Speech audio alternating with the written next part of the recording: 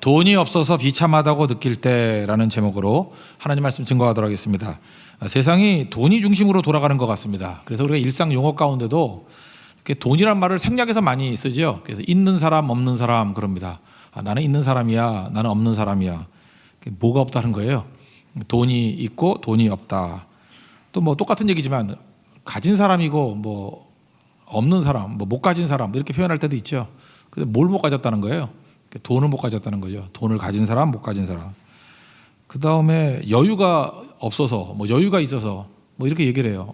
뭐 하자 그러니까 목사님 저는 요즘에 여유가 없어서. 뭐가 여유가 없냐 보면은 뭐 시간일 때도 있지만 대부분 돈이에요. 돈에 여유가 없어서 못 합니다. 그러니까 다 돈이 결정하는 거예요. 돈이 결정하고 돈이 기준이고 돈에서 만족도 느끼고 돈에서 불안감도 느끼고. 근데 성경은 그렇게 살지 말라 그랬거든요. 예수 믿는 사람들이 왜 그렇게 살아요? 하나님이 중심이 되는 인생이 돼야지 왜 돈이 중심이 되는 인생을 사느냐? 오늘 그 시비를 걸고 있는 것입니다. 돈은 교환 수단입니다. 뭐 상식이죠. 그리고 어떤 것을 이루기 위한 사용 수단이에요. 그러니까 수단이라고 해요. 계속 강조하는 게 돈은 수단인데 돈 자체가 목적이 된 인생을 살 때가 많이 있다라는 것입니다. 한번 발레를 들고 보자고요. 돈 있으면 만약 목적이라 그러면 다 잘 풀려야 되잖아요.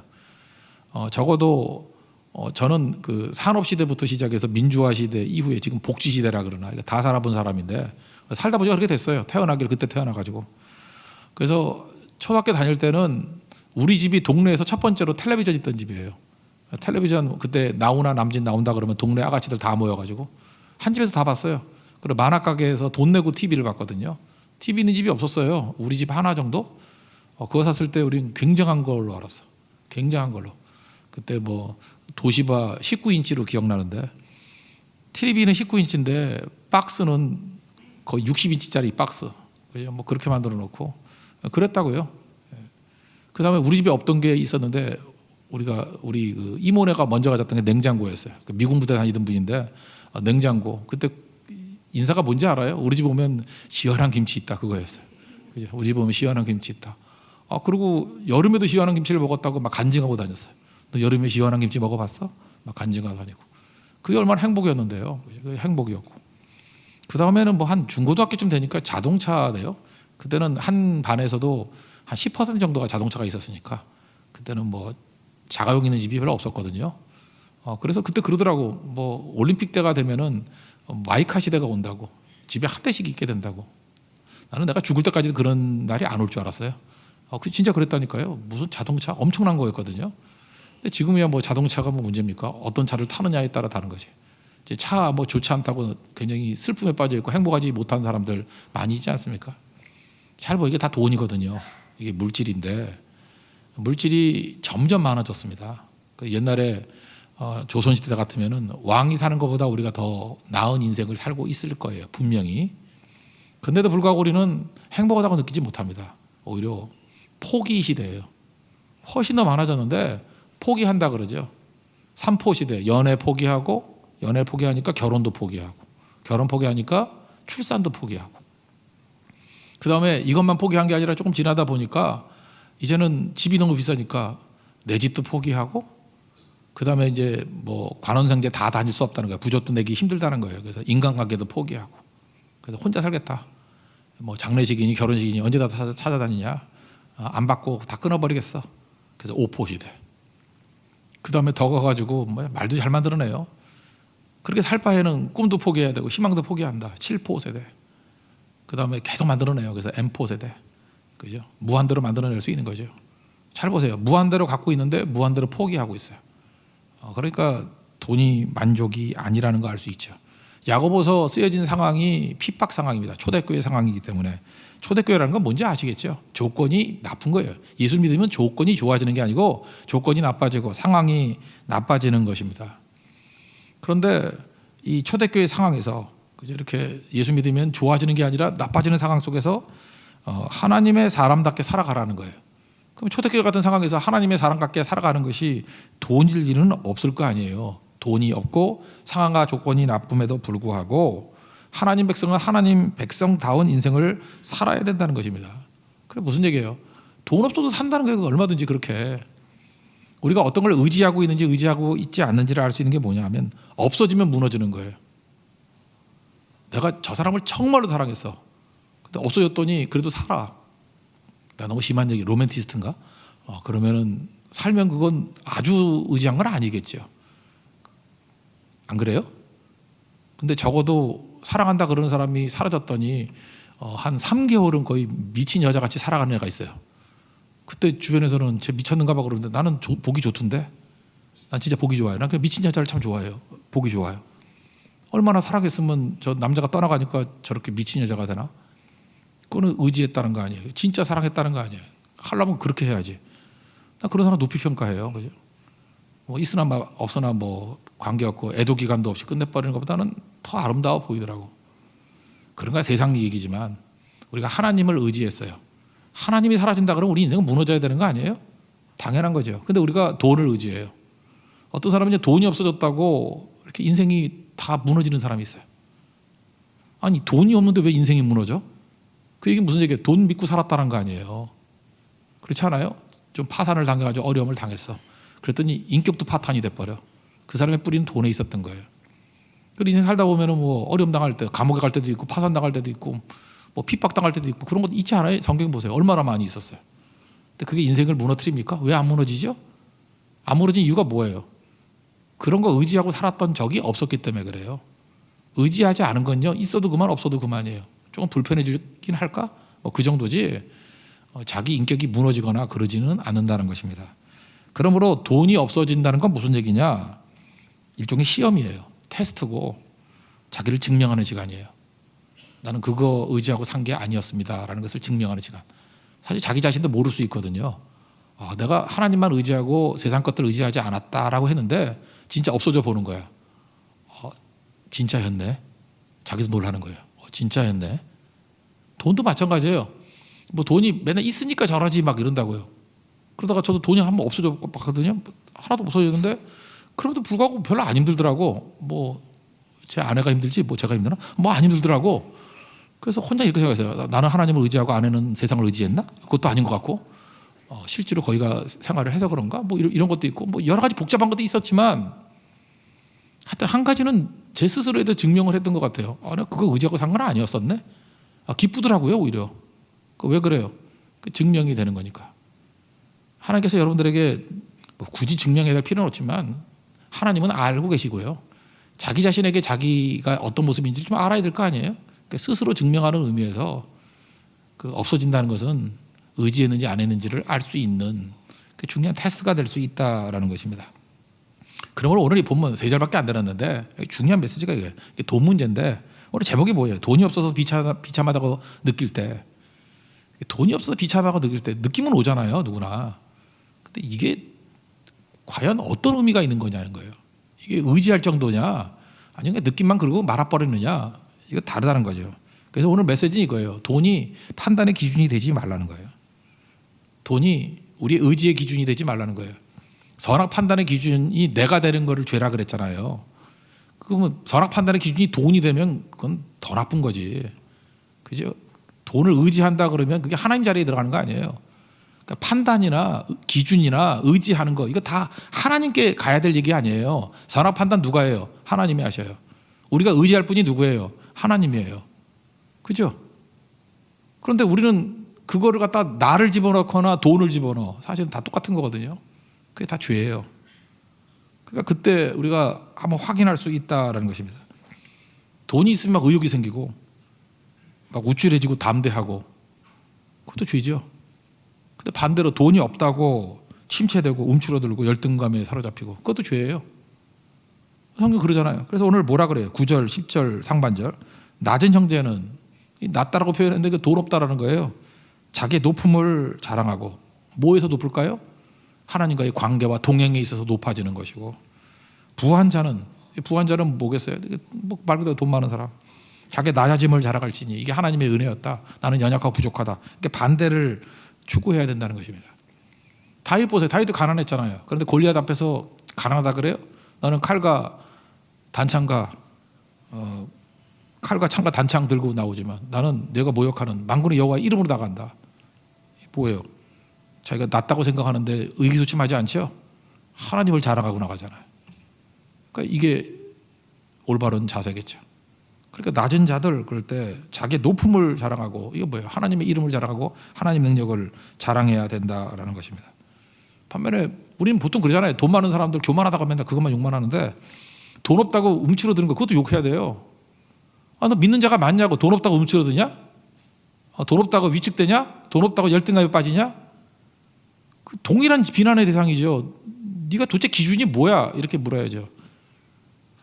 하여간에 돈 많은 사람은 이래저래 동네 북이야. 어디 가나 욕 먹어. 그죠? 사실 없는 것들이 문제지. 없는 것들이. 없는 게 모든 죄악에서부터 우리를 뭐 면제시켜 주는 거예요? 그렇잖아요. 저도 없는 것들이 막 나오기 시작할 때 그때 죄성이 막 발동하더라고. 없다는 것 때문에 자기가 의인인지 알아. 없는 게 무슨 의인이에요. 오히려 하나님으로 채워야 부함이 되는 거지. 똑같다고요.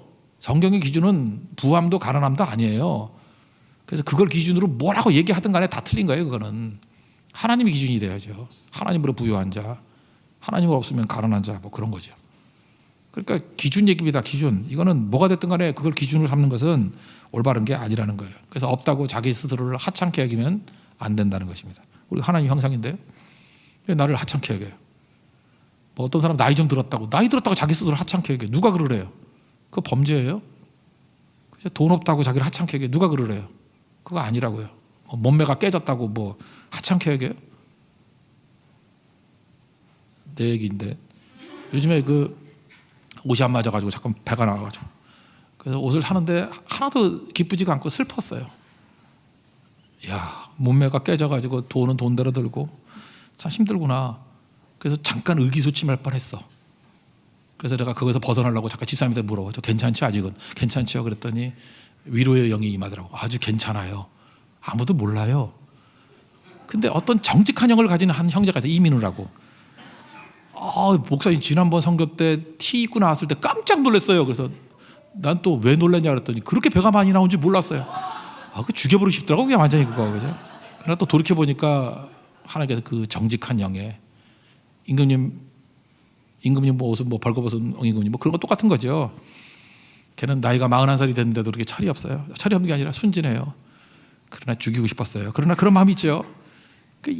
그렇지만 제가 하나 느꼈던 게 그거예요. 이게 의기소침해지고 이렇게 눌린다는 거 이렇게 물어야죠. 하나님이 네 몸뚱이로 너를 판단하냐? 그죠? 하나님 앞에서 영성을 가지고 하나님 앞에 얼마나 속사람이 서 있느냐를 보고 판단하는 거지. 우리 자꾸만 속아요. 누구나 뭐 저도 그렇고 여러분도 그렇고 다 그렇겠죠. 그때마다 기준이 하나님이 돼야지 엉뚱한 것이 돼서는 안 된다는 것입니다. 팔복 살폈지 않습니까? 팔복의 첫 번째가 뭐예요? 심령이 가난한 자는 복이 있나니. 심령이 가난하다는 게 뭐라 그랬어요?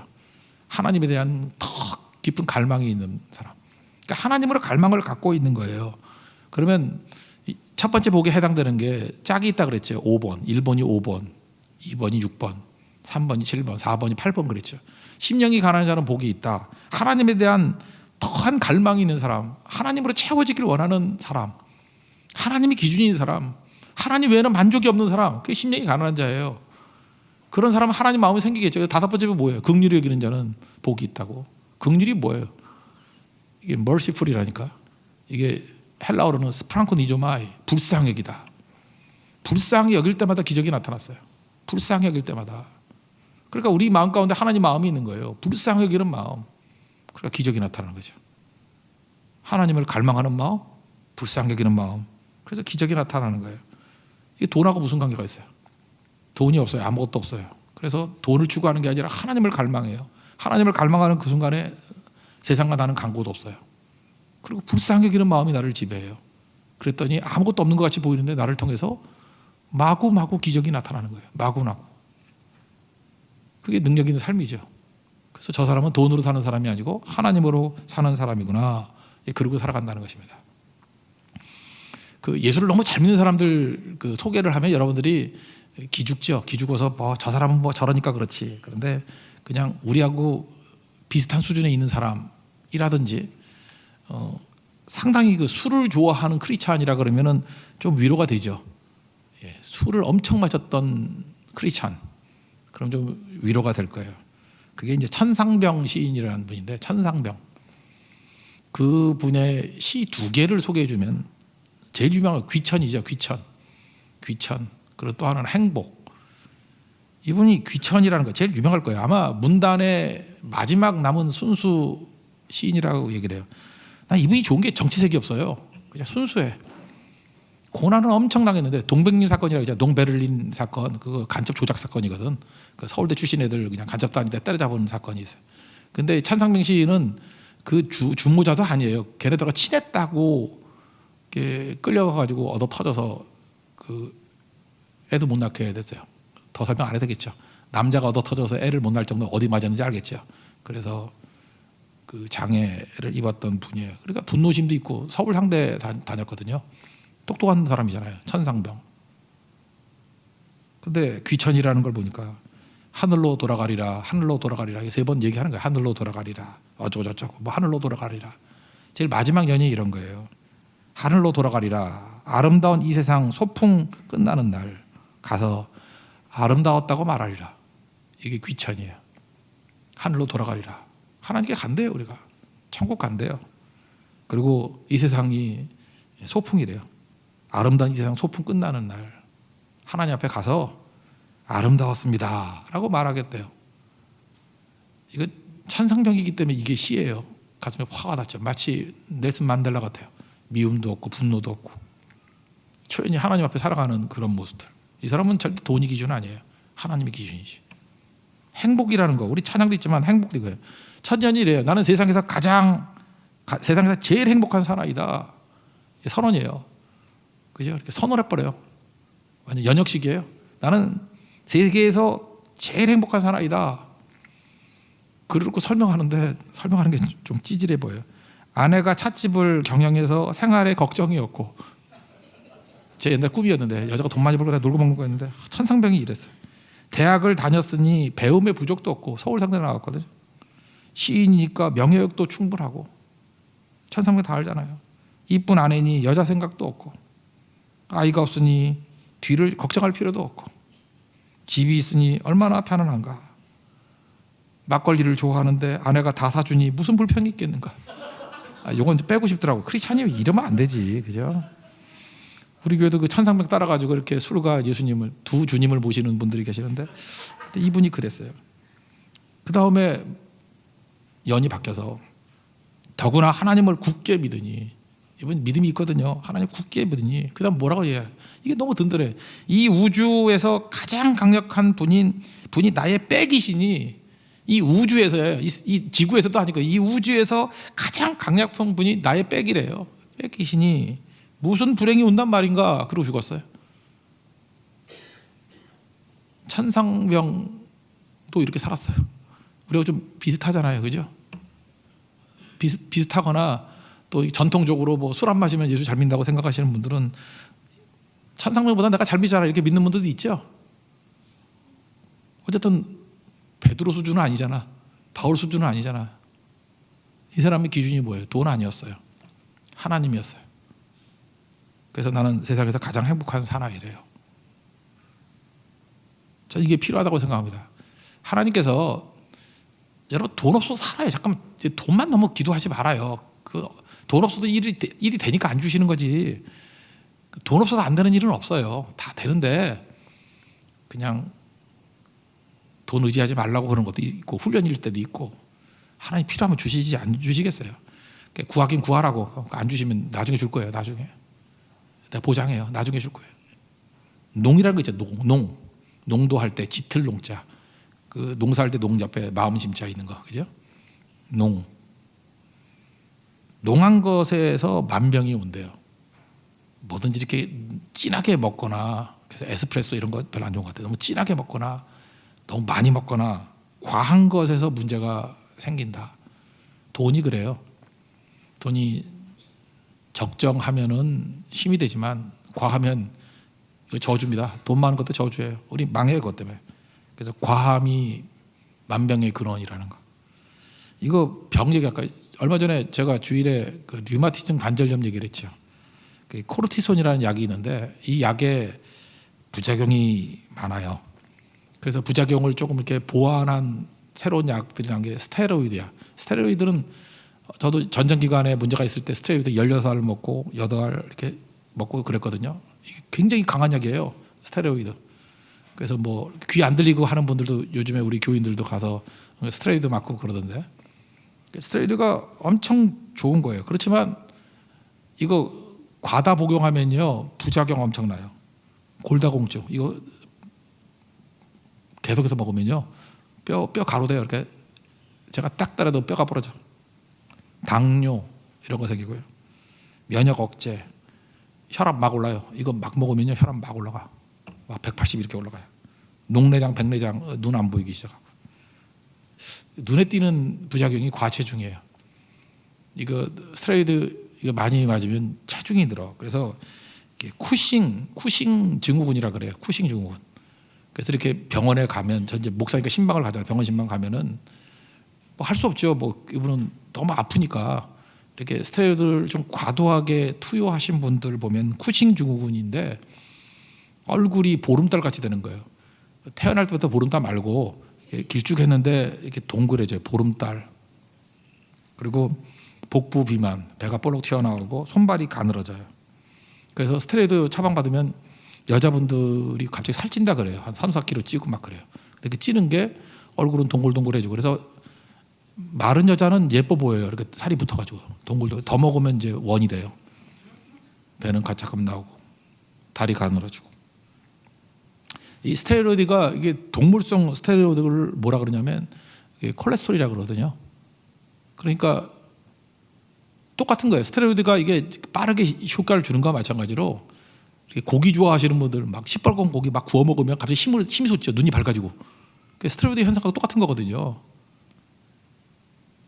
다시 얘기합니다. 골다공증, 당뇨, 고혈압, 녹내장, 백내장, 그리고 과체중, 동글동글해져서 똑같은 효과예요. 그래서 튀김하고 튀긴 거요. 튀긴 거 중에 대표적인 게 프라이드 치킨이죠. 이렇게 치킨 많이 먹다가 이렇게 된 애들 되게 많고요.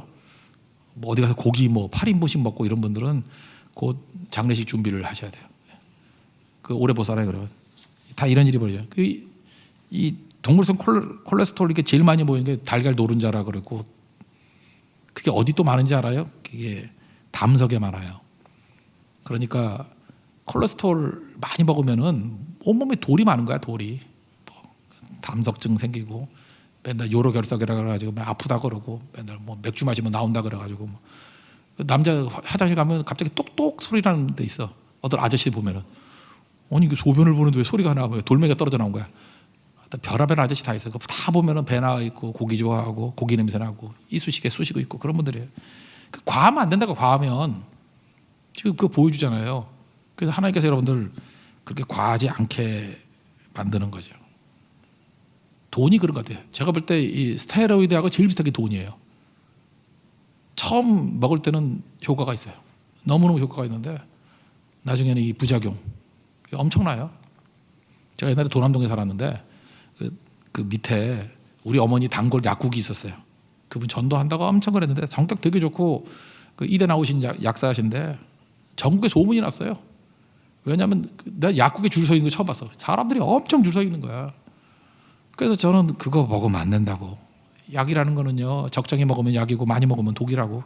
제발 그러지 말라고 그러는데 제가 거의 2단이었고 4탄이었어요. 그냥 남 잘 되는 꼴을 못 보는 사람이라고. 나는 약하게 대해서 잘 모르지만 뭐가 문제가 있을 거라고. 나중에 알고 봤더니 그 스테로이드 처방해 주는 거예요. 그러니까 관절염 환자들이 오면은 그거 먹으니까 다 낫죠. 안 아프지. 그게 소염 진통제니까 안 아프지. 밥맛 좋고 살 자꾸만 찌고 그리고 죽은 거예요. 근데 제일 중요한 게 뭐냐? 그분이 죽었어요. 그 약 팔고 자기도 먹다가. 그래서 장례식에 우리 어머니 갔다 와서 슬퍼하고 그랬는데 그랬다가 가지 말라 그랬다고. 왜 그러냐고. 근데 우리 어머니는 반성이 없어요. 아직도. 하여튼 간에 그래요. 그 약국이 그래서 옛날에 그 스테로이드 그냥 남용했던 데 되게 많다고요. 그래서 지금 의약분업의 명분 중에 하나가 그거잖아요. 의사가 처방 주기 전에 약 먹지 말라고. 그런 약국 되게 많았어요. 의사도 그렇고. 하여튼 서로 이게 남용할 때가 되게 많이 있다고요. 중요한 게 뭐예요? 돈이 이거하고 똑같다니까요. 돈으로 안 되는 게 어디 있어? 이런 사람은 스테로이드 처방하고 똑같아요. 아 그래 돈으로 안 되는 게 없지. 곧 죽어요. 그걸로 한두 번이 되는 거지 그걸로 체결되는 게 아니라고. 하나님은 중독성이 없어요. 하나님께서 하시는 일은 부작용이 없어요. 우리 뒤에 나오죠. 회전하는 그림자도 없다고. 세상의 모든 일들은 다 부작용이 있어. 그림자가 있는데 하나님이 하시는 일은 회전하는 그림자도 없어. 부작용이 없어. 그러니까 하나님께 나아가야죠. 돈 의지할 게 아니라는 것입니다. 그래서 미니멀 라이프라는 말 있잖아요. 이게 뭐냐, 버리기 열풍 벌어졌죠.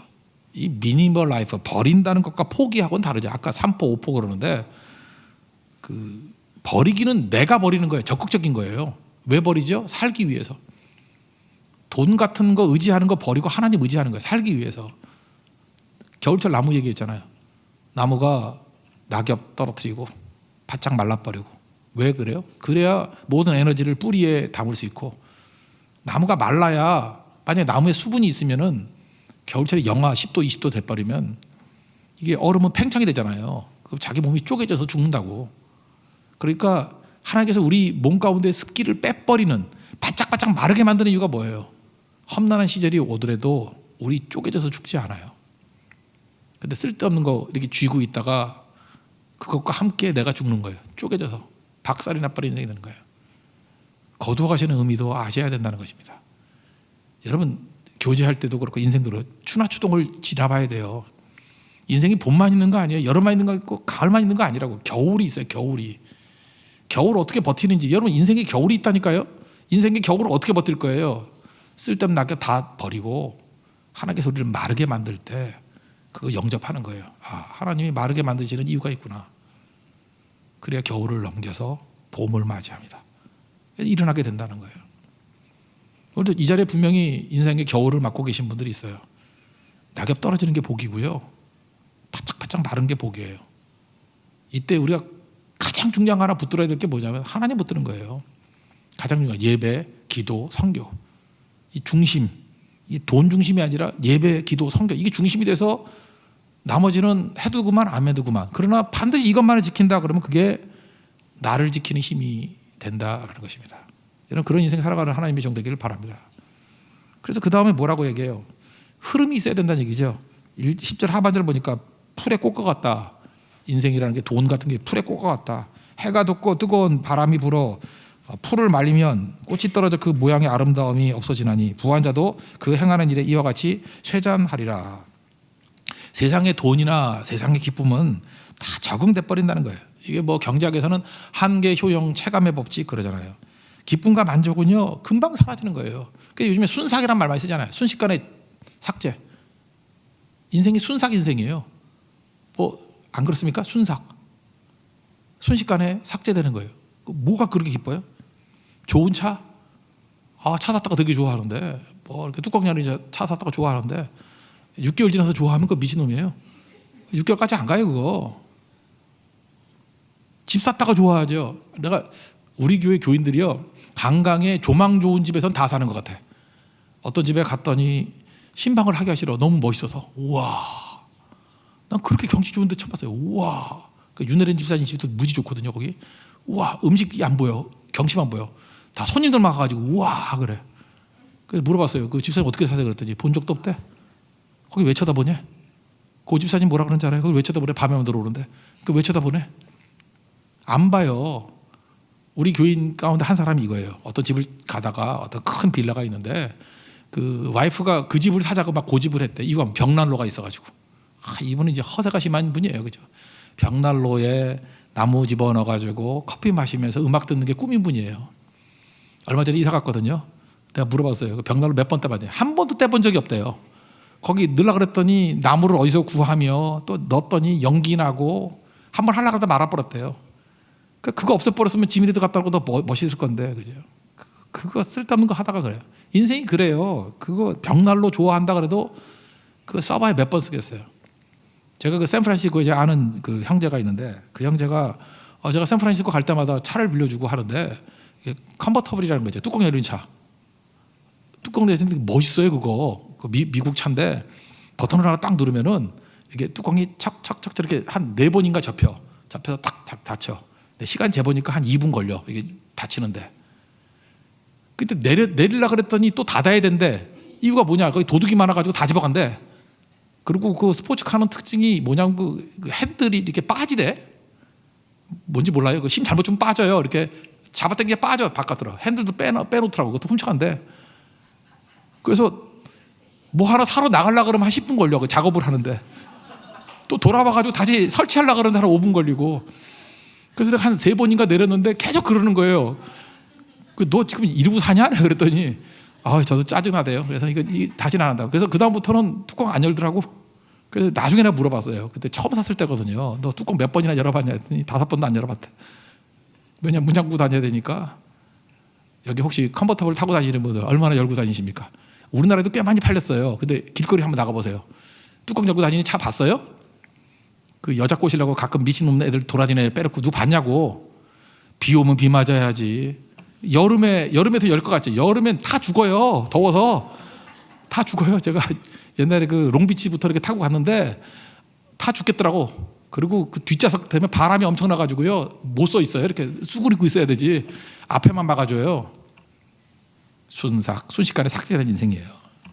좋다 그러는 거 하나도 좋을 게 없다라는 것입니다.